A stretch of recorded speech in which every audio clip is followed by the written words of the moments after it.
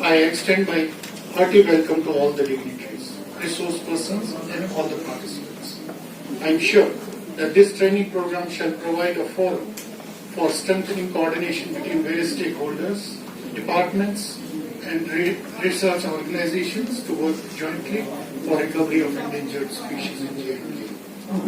Ladies and gentlemen, let me inform you that the Union Territory of Jammu and Kashmir, owing to have diverse habitats with altitudinal gradients and climatic variations ranging from lowland, subtropical Jammu plains to temperate regions of Kashmir, is home to impressive faunal diversity, including mammals with some of the rarest and endangered species of wildlife. Our region possesses 112 species of mammals, including 34 globally threatened, with 1 critically endangered, 6 endangered, 12 vulnerable, and 8 nearly threatened species.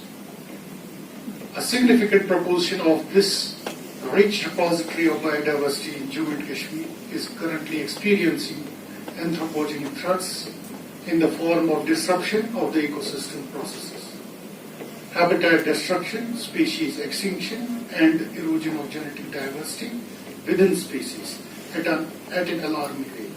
Therefore, in the present era of unprecedented loss of biodiversity all over the world, the conservation of biodiversity assumes an urgent priority. The conservation of wildlife in Jammu and Kashmir has an illustrious legacy tracing back to Maharaja's rule. Habitat preservation is one of the best ways to conserve biodiversity. The protected area network of our Union Territory comprises of 4 national parks, 14 wildlife sanctuaries, 30 conservation reserves, and 3 Ramsar sites. As per the latest Hangul Census Report 2021, the estimated population of Hangul is around 261 in Nachigam National Park and its adjoining landscapes, compared to 237 in 2019. A study carried by Wildlife Institute of India, Reproductive, has revealed that the Hangul population is significantly inbred and exhibits a low genetic diversity in comparison to other deer populations of the world. As such, in situ conservation approaches adopted by the department need to be augmented by various ex situ conservation methods for the propagation of the small populations and maintaining adequate genetic diversity. Captive breeding is an integral part of the ex situ conservation that helps to prevent extinction of the species, subspecies, or populations. Under Species Recovery Program, the department has established a state-of-art captive breeding center at Shikargarh for the breeding of relic population of Hangul. The center will be made functional by the end of this year.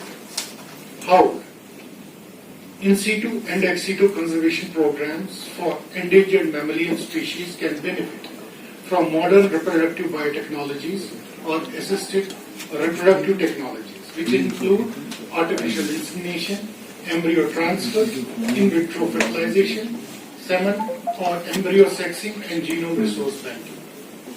With more knowledge emerging on the basic biology reproduction, cloning or somatic cell nuclear transfer has also been suggested as an integral part of wildlife conservation programs. These techniques have revived a number of critically endangered endangered species around the globe, like black-footed ferret and cheetah. I am happy to inform you that this workshop has been planned by CSIR CCMB Laboratory for the conservation of endangered species. It is a lab that is focused on supporting conservation efforts on endangered species in the country. Atal Incubation Center CCMB is also a reputed independent incubator in Hyderabad, which has successfully mentored several startups in India till now.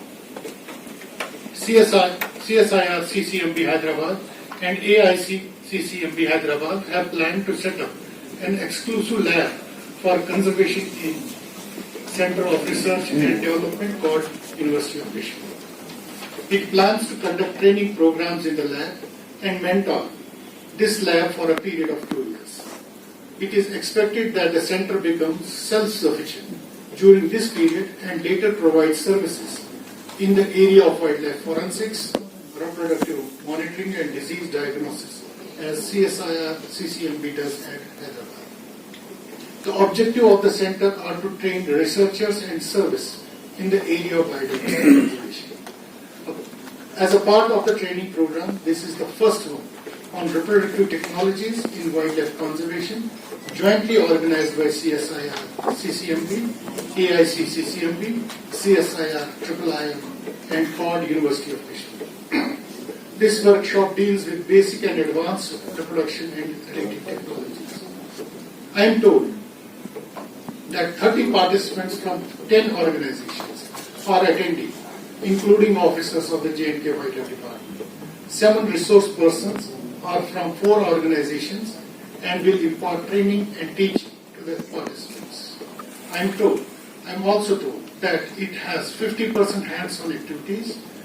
The 3-day program includes 10 lectures and 4 hands-on training sessions lasting 3 to 4 hours each.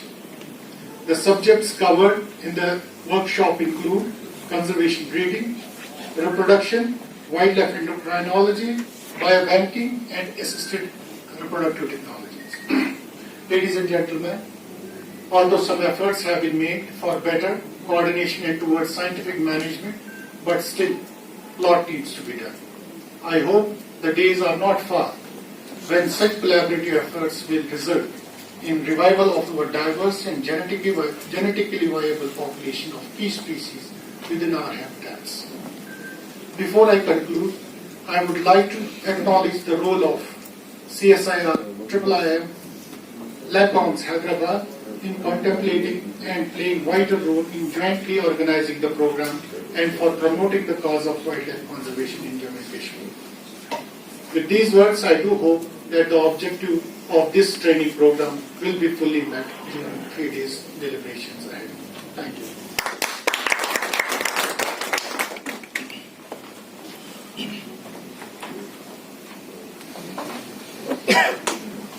Thank you, Mr. Rashid Akash. I think this has set the tone for the workshop. In the next 3 days, we will take inspiration from your words and be able to achieve the objectives of this workshop. With this, the introductory session concludes. There is a high tea which is, so just, sorry, there is before we conclude, I'll request Dr. Fayaz to kindly come over and give the vote of thanks.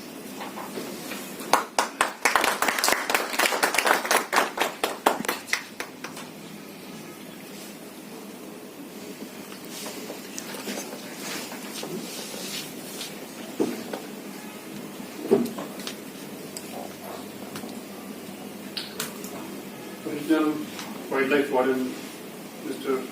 Rashid Akash sir, worship chief guest and of the event, guest of honor Dr. Reproductive, dear participants, colleagues, and all the dignitaries. I welcome all of you to this great event that's going to be very informative and very helpful to the participants for next 3 days. Welcome all of you. So I'm pleased to have been asked to say the vote of thanks on this occasion, and let me first start by praying to Almighty who actually helped us to sail through the last 2 decades of last 2 years of deadly pandemic, and eventually we could meet here in person and have this meeting. So first and foremost, my sincere thanks to Atal Incubation Center CCMB, who actually chose the destination Srinagar for organizing this event here for locals. That's very important for us. And we sincerely thank Dr. Umakati, who has been in touch with me that he wanted this event to should happen here no matter what. Dr. Karthik and Dr. Samarao has been very helpful to make this event happen here. I'm also thankful to the CORD University of Kashmir, Dr. Nahmat Ali and his team, Dr. Tawqir, Dr. Tanashri, who have been working from the University of Kashmir that this event should be organized in the Srinagar. Thank you, all of you.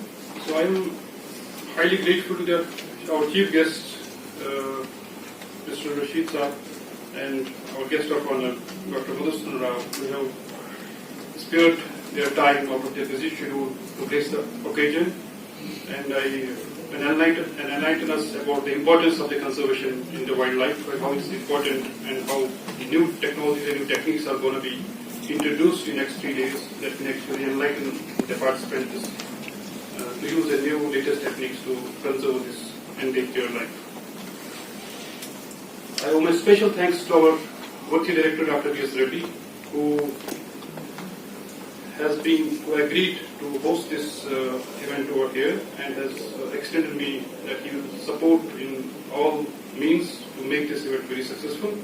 And I am also thankful to our head of this branch laboratory, who is operating from Jammu, Dr. Zabir Ahmed, who couldn't make it to here due to their own schedule, busy schedule. So for extending all the help in terms of accommodation and all that we needed to keep this event going smoothly. I am thankful to my co-conveners, Dr. Shahid, Dr. Palestine, Dr. Parvez, who tirelessly worked from last 3-4 days to make sure that this event will go on smoothly and have managed all the things that are required for this event.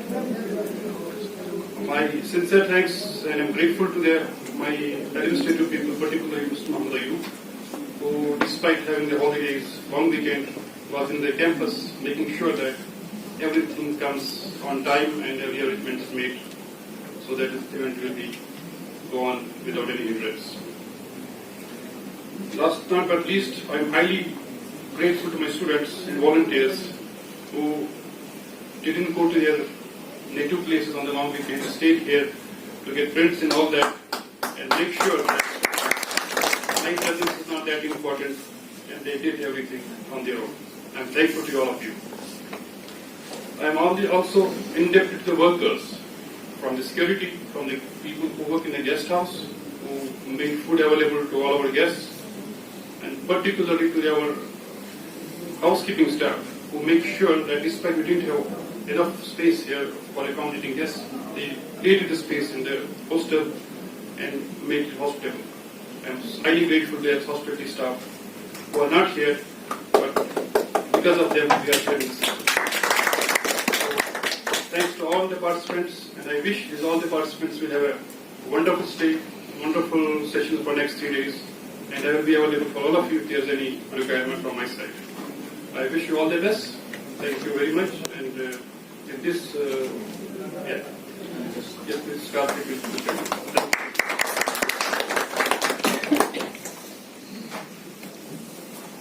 Thank you, Dr. Faiz.